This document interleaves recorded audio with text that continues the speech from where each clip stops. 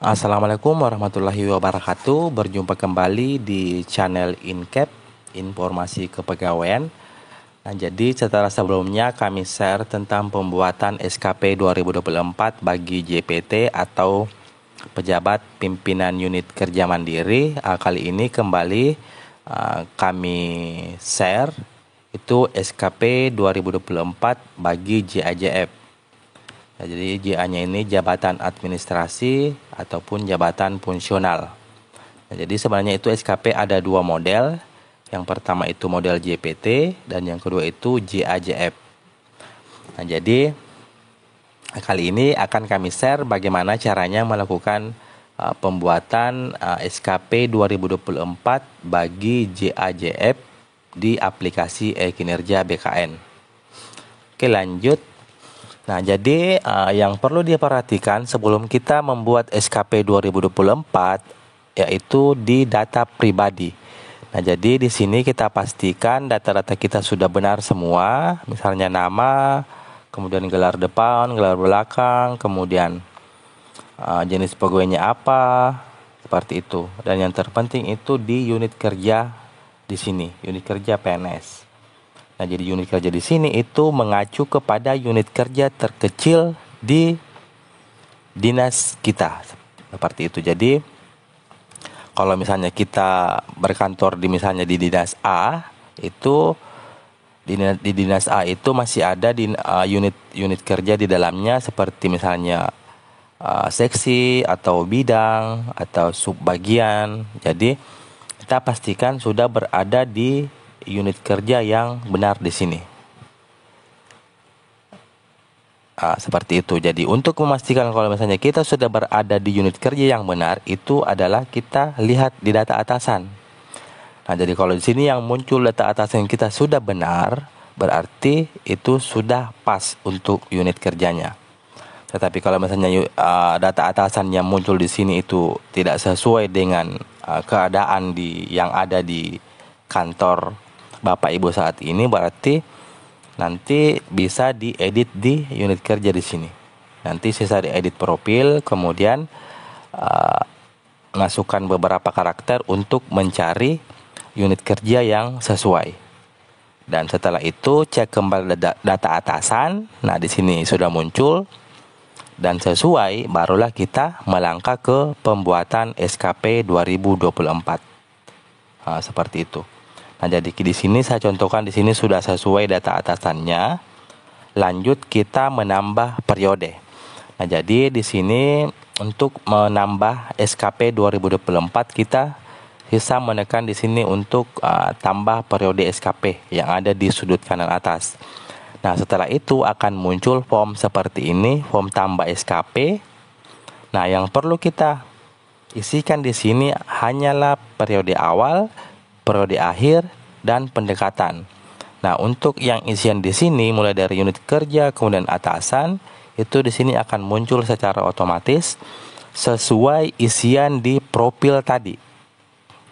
Nah, dari itu saya tekankan lagi, perbaiki dulu data di profil, kemudian sudah muncul data atasan, barulah menambah SKP seperti itu.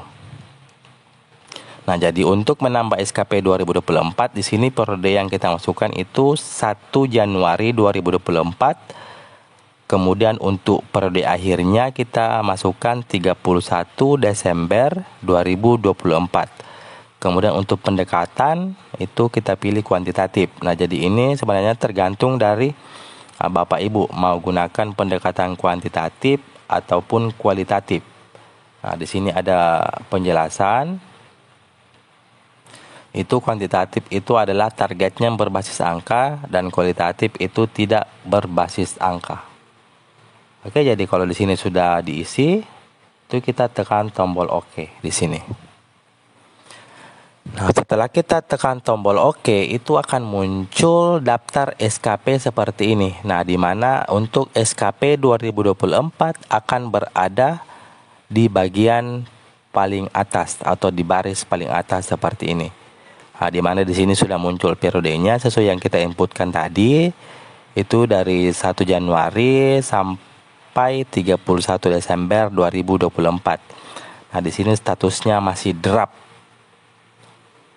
Nah, di sini kita pastikan itu status kepegawaian kita itu definitif, dan di sini sudah muncul untuk jabatannya sudah benar, dan jenis pegawainya itu sudah benar juga di sini pegawai. Karena jenis pegawai di sini itu ada dua. Jadi yang pertama pegawai dan yang kedua itu pimpinan. Jadi di sini pimpinan jika kita itu memegang jabatan struktural. Jadi misalnya kabid atau kasubit atau kasubag, kasih. Nah, jadi di sini kalau kasih harusnya di sini pimpinan. Jadi kalau misalnya di sini bukan pimpinan, jangan dulu lanjutkan untuk pengisian RHK-nya. Kita ubah dulu di profil. Jadi kalau misalnya kita kabid, berarti itu kita perlu mengklaim. Oke, jadi saya kembali dulu ke sini. Nah, di sini. Jadi kalau di sini jenis pegawai kita sebenarnya itu pimpinan, tetapi di sini tertulis pegawai, itu kita perlu klaim pimpinan di sini. Kalau memang kita adalah pimpinan di unit kerja yang muncul di sini. Nah, itu peruntukannya untuk pejabat struktural, misalnya kabid, kasih, atau misalnya Pak Camat, Pak Kadis, seperti itu. Jadi yang memegang itu jabatan struktural itu perlu mengklaim di sini. Kalau di sini keterangannya masih jenis pegawainya adalah pegawai. Kalau misalnya sudah jenis pegawai pimpinan, berarti itu sudah tepat. Dan yang pastinya kalau misalnya pengaturan di sini salah, itu data atasan tidak akan muncul. Cuma itu indikatornya. Oke, jadi kita lanjut. Nah, di sini setelah kita pastikan semua data yang ditampilkan di sini sudah benar, sudah sesuai, itu kita sisa menekan tombol detail SKP untuk mulai memasukkan RHK. Nah, ini kita tekan detail SKP. Nah, jadi di sini untuk hasil kerjanya itu masih kosong ya, ini utama tambahan masih kosong. Nah, di sini sebenarnya akan muncul data kita. Jadi di sini kita pastikan sudah benar semua di sini data-data kita yang muncul, nama, NIP, jabatan. Jadi ini jabatan seringkali salah. Jadi kalau misalnya salah, jangan dulu dilanjutkan, perbaiki dulu di data profil seperti itu. Karena kalau SKP ini sudah persetujuan, walaupun kita mengubah di profil sebanyak mungkin, ini dia tidak akan berpengaruh ke sini karena sudah persetujuan. Jadi pastikan dulu di sini sudah sesuai data-datanya, dan di sini juga sudah muncul untuk data atasan dan sudah sesuai. Barulah kita melanjutkan untuk tambah RHK di sini. Oke, jadi kita lanjut, kita anggap saja ini sudah sesuai semua, jadi kita langsung tambah RHK. Oke, jadi ini di bawah perlakunya, jadi itu akan ada dua ya. Jadi di sini ada hasil kerja, ada pelaku kerja. Nah, di sini nanti akan diisi oleh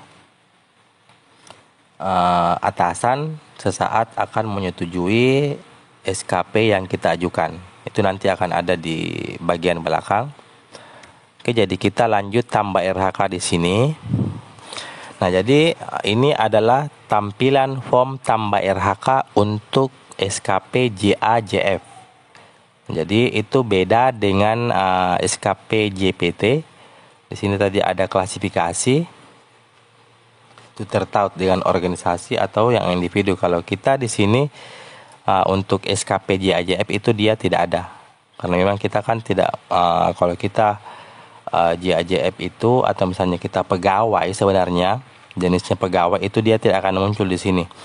Kecuali kita pejabat struktural walaupun bukan JPT, di sini dia akan muncul klasifikasi RHK. Misalnya kabid, kasih, itu dia akan muncul di sini. Jadi kalau misalnya kita kasih dan di sini tidak muncul, artinya itu kita perlu mengklaim dulu pimpinan honor sebelum lanjut mengisi RHK. Oke, seperti itu. Nah, jadi kita lanjut ini untuk pembuatan RHK yang jenisnya pegawai. Seperti saya itu pejabat fungsional, itu tampilannya seperti ini.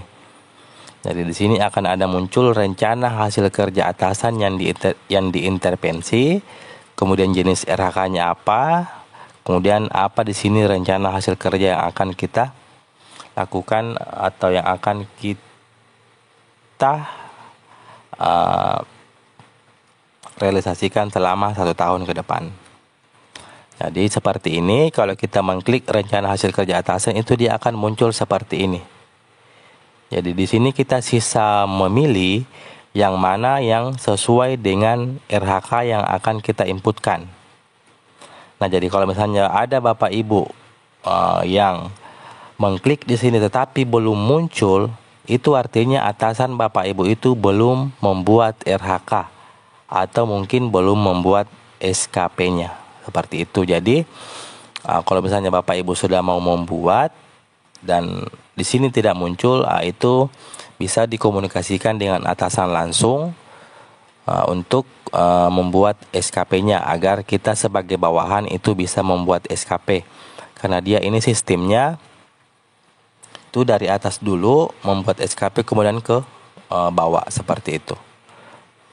Nah, jadi di sini kita bisa langsung memilih. Jadi di sini kita memilih yang mana yang sesuai dengan RHK yang akan kita inputkan.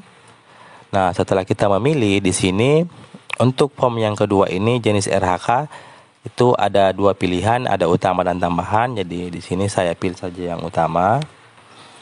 Kemudian di rencana hasil kerja itu saya masukkan RHK yang akan saya lakukan selama 1 tahun ke depan. Jadi di sini fasilitasi penggunaan aplikasi e-kinerja BKN dengan baik. Nah, seperti itu. Jadi sama seperti SKP 2023, itu kita di sini memasukkan itu kata hasil ya di sini. Jangan kata kerjanya. Oke, jadi kalau kita sudah menginputkan semua di sini, kita sisa tekan tombol OK di sini. Nah, di sini akan muncul rencana hasil kerja yang baru kita inputkan ini. Nah, setelah itu barulah kita menambah indikator di sini. Seperti ini. Jadi untuk tambah indikatornya itu di sini bisa kita memilih. Nah, jadi tambahnya itu nanti satu per satu ya. Jadi kalau misalnya kita mau memasukkan 3 aspek, berarti kita harus menambah 3 kali indikator. Nah, jadi yang pertama di sini saya masukkan adalah aspek kuantitas. Jadi ini kuantitas mengarah kepada banyaknya laporan fasilitasi yang kita lakukan. Nah, jadi di sini akan saya targetkan 12 laporan. Kemudian kita klik tombol OK. Nah, dia akan muncul seperti ini.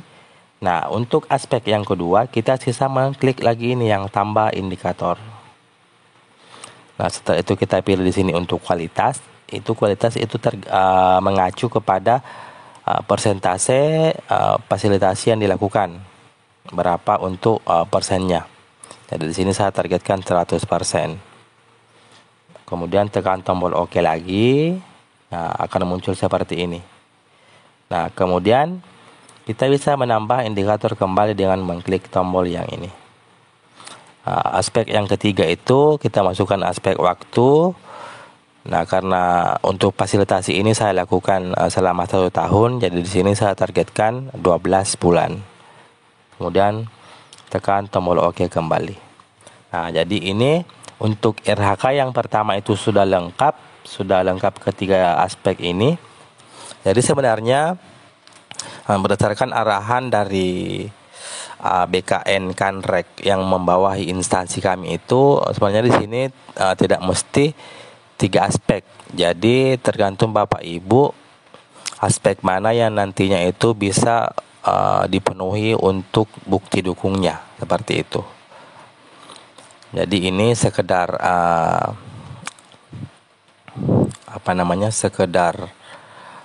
cara bisa Bapak Ibu misalnya inginkan juga ketiga aspek ini diinput pada RHK itu silahkan. Kalau misalnya mau kuantitas saja silahkan. Dan jangan lupa juga nanti dikoordinasikan dengan BKPSDM di instansi Bapak Ibu, di mana BKPSDM lah yang mengelola kinerja pegawai di instansi. Oke, jadi kita lanjut. Nah, sebenarnya ini untuk RHK yang kedua sama, kita tambah RHK, kemudian kita tambah satu persatu untuk aspeknya. Jadi mungkin ini saja yang saya contohkan. Nah, kita lanjut lagi ke bagian paling bawah, itu ada lampiran SKP.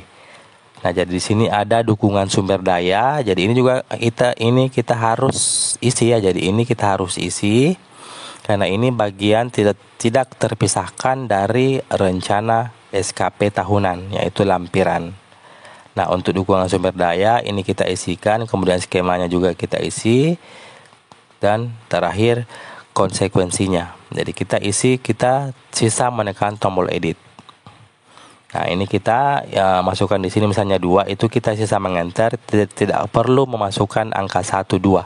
Kita cukup mengenter ke bawah. Jadi nanti ini akan ada penomoran otomatis di sistem. Setelah kita masukkan, kita tekan tombol OK. Nah, seperti ini dia akan muncul. Kemudian untuk pertanggungjawaban juga kita sisa edit. Akan muncul seperti ini. Kemudian kita tekan tombol OK. Kemudian konsekuensi juga seperti itu. Nah, ini juga kalau misalnya ada 2 item, itu kita sisa enter ke bawah. Akan muncul seperti ini. Nah, selanjutnya setelah kita mengisi semua RHK dan terakhir tadi lampiran, itu kita tidak lupa untuk mengklik tombol ajukan SKP. Nah, jadi ini nanti kita akan ajukan ke atasan untuk disetujui. Yang selanjutnya setelah persetujuan itu nanti kita akan bisa melakukan penilaian seperti itu. Nah, setelah kita ajukan di sini, nanti di akun atasan juga nanti di sini akan masuk di SKP 2024 yang baru saja dibuat oleh atasan. Untuk menyetujui ajuan dari bawahan itu masuk di sini di SKP bawahan. Nah, seterusnya di sini akan muncul semua pengajuan ataupun mungkin masih ada yang belum mengajukan atau mungkin yang sudah persetujuan, di sini semua akan tampil. Namanya siapa, jabatannya apa, di sini statusnya apa. Nah, untuk pengajuan yang baru saya lakukan tadi adalah di sini dia pengajuan. Nah, untuk menyetujuinya kita sisa mengklik tombol aksi detail di sini yang sejajar dengan nama yang akan kita setujui di sini. Jadi ini kita tekan tombol detail. Nah, tadi untuk ekspektasi di sini ini kan memang kosong. Jadi ini akan diisi oleh atasan sesaat sebelum SKP kita disetujui. Nah, seperti ini. Nah, jadi ini dilakukan oleh atasan sebelum SKP kita disetujui. Jadi ini diedit. Misalnya di sini ekspektasinya pimpinan terhadap perilaku kerja yang di sini yang berorientasi pelayanan adalah ini. Itu maksudnya di sini ekspektasinya apa.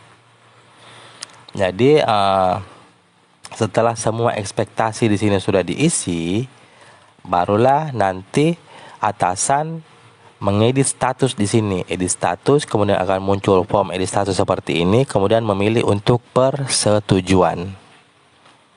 Seperti itu. Jadi di sini akan ada 3 pilihan, ada draft, ada pengajuan, dan ada persetujuan. Kalau misalnya pengajuan ini akan kita tolak, itu kita pilih draft di sini. Setelah kita pilih draft, kita masukkan alasan. Tetapi ini adalah kita mau setujui, berarti kita pilih persetujuan. Nah, setelah persetujuan, nanti di bawahan itu akan muncul status persetujuan seperti ini. Nah, setelah persetujuan, itu kita bisa langsung mencetak rencana SKP tahunan di detail SKP ini. Nah, kita bisa mencetaknya di sini, kemudian mungkin langsung ditandatangan oleh kita sendiri sebagai bawahan dan ditandatangan oleh atasan langsung kita. Nah, setelah itu kita bisa langsung masuk di penilaian untuk memulai pengisian realisasi di periode, misalnya di periode bulan Januari. Nah, di mana ini untuk Januari Sebentar lagi ini berakhir karena ini sudah tanggal 20-an. Nah, kita bisa langsung mengisi untuk penilaian di sini. Oke, jadi mungkin seperti itu video kali ini, video tentang tata cara pembuatan SKP 2024 untuk jabatan administrasi dan jabatan fungsional. Nah, jika masih ada pertanyaan atau masih ada yang perlu penjelasan, itu bisa tinggalkan komentar di bawah. Nah, jangan lupa di subscribe channel ini dan dibagikan kepada Bapak Ibu yang lain. Oke? Sampai di sini video kali ini. Wassalamualaikum warahmatullahi wabarakatuh.